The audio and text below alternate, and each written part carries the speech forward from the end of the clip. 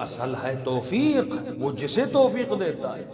یہی وہ کردار سازی تھی جس کے لیے اہل بیت اس کائنات میں آئے۔ ایسے نہیں آئے کہ ایک مرتبہ آپ دیکھتے ہیں کربلا میں 200 لوگ بھی ایسے نہیں ہیں جو امام حسین کو امام مانے۔ کہہ چکا، اور بھی امام نہیں مانتا تھا، زہیر بھی امام نہیں مانتا تھا، اگر مانتے تو پہلے ہی مولا کے پاس پہنچتے۔ امام بمعنی عقیدتی، بمعنی کلامی، جس طرح آپ کہتے ہیں منصوص من اللہ، اللہ کی طرف سے منصوص ہے، وہ کہتے تھے آل رسول ہیں، ان کا احترام واجب ہے، نبی نے یہ فرمایا، ان کے احترام ہے۔ لیکن امام بطور حقیقی جو آپ جس طرح عقیدہ رکھتے نہیں مانتے، پھر جب مولا کے قریب گئے تو عقیدہ بنا۔ لیکن اچانک چوتھے امام کا زمانہ آتا ہے، اتنا فاصلہ نہیں ہے، 5ویں امام کا زمانہ آتا ہے، چھٹے امام۔ اب چھٹے امام کے 20-20 ہزار شاگرد ہیں، اور شاگردوں کی محبت یہ ہے کہ جو امام کے درس میں جائے گا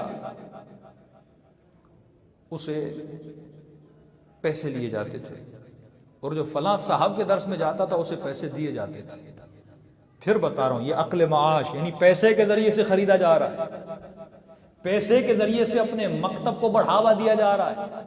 جس طرح آج پیٹرول کے پیسوں سے اپنے مکتب کو بڑھاوا دے رہے ہیں، ڈالر کے ذریعے سے اپنے مکتب کو بڑھا رہے ہیں، جسے ہم کہتے ہیں پے ملا، پیسوں کے ذریعے سے جو دین اور مکتب کو پھیلا رہا ہے، یہ حکومتوں کا کام تھا۔ اس زمانے میں بھی اگر اہل بیت کا مقابلہ کرنا تھا، پیسے دیے جاتے تھے، لوگوں کو پے کیا جاتا تھا۔ لیکن شاگرد بھی ہوشیار تھے، یہاں جاتے تھے، پیسے لیتے تھے، اور امام کے درس میں جا کے پیسے ان کو دے دیتے تھے۔ 20 ہزار شاگرد کا، کربلا میں 200 بھی نہیں ہیں، اور چھٹے امام کا زمانہ آتا ہے 20-20 ہزار شاگرد۔ یہ تھے کون؟ تاریخ لکھتی ہے کہ سب سے زیادہ غلام جس نے خریدے وہ امام سجاد تھے۔ عجیب تاریخ ہے، اوراق میں یہ باتیں ثبت ہیں۔ فرمایا جس نے سب سے زیادہ غلام خریدے وہ امام سجاد، اور جس نے سب سے زیادہ غلام آزاد کیے وہ بھی امام سجاد۔ فرمایا 20,000 کے قریب امام سجاد نے غلاموں کو آزاد کیا۔ یہ وہی غلام تھے جو آزاد شدہ تھے، پھر جا کر چھٹے امام کے شاگرد بن گئے۔ یعنی احسان کرتے تھے مولا۔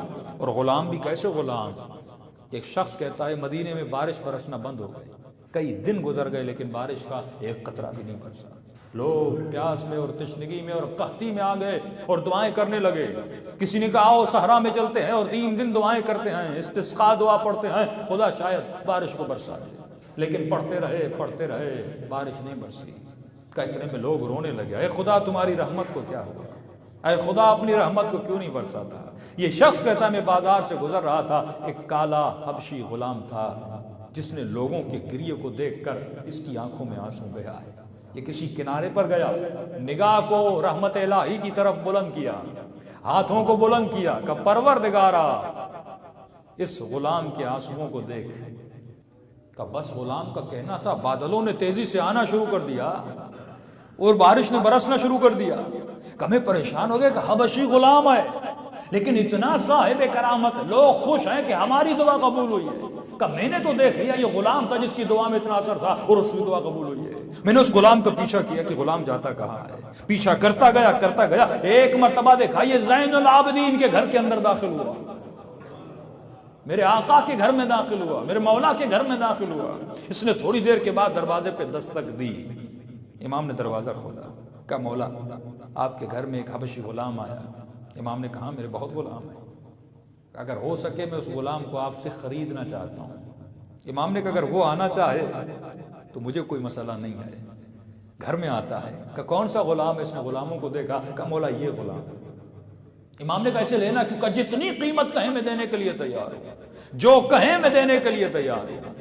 امام نے کہا اس کو لینا کیوں چاہتا ہے؟ کہ میں نے دیکھ لیا تھا جب بارش نہیں برس رہی تھی اسی غلام نے دعا کی اور خدا نے اس کی دعا کو قبول کر دیا۔ امام کہتے ہیں اگر لینا چاہتے ہو تو میں آزاد کرنے کے لیے بھی تیار ہوں۔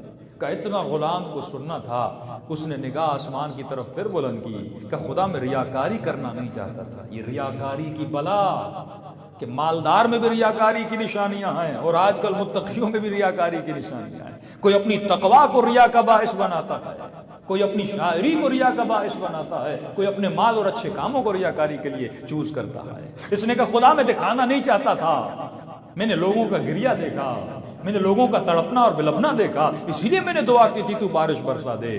اور کہنے لگا خدا اب زندگی کس کام کی کہ چوتھے امام بھی کہہ رہے ہیں کہ میری دربار سے چلا جا، خدایا میری موت کو قریب کر دے۔